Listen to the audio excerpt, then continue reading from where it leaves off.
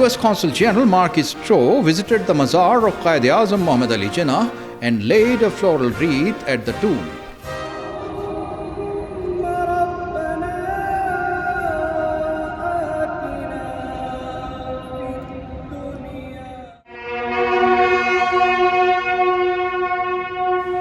Signing the guest book, he noted, "I am honored today to pay respects to Quaid-e-Azam Muhammad Ali Jinnah on behalf of the United States. The partnership between the United States and Pakistan reflects the vision, values, and aspirations of the founders of both our nations: freedom, equality, religious tolerance, and pluralism.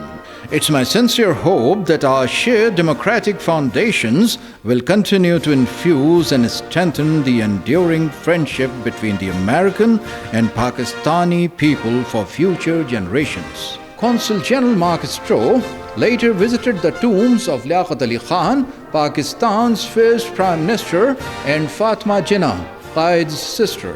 He also visited the adjoining museum and took a keen interest in the artifacts related to the life of Quaid-e-Azam Muhammad Ali Jinnah.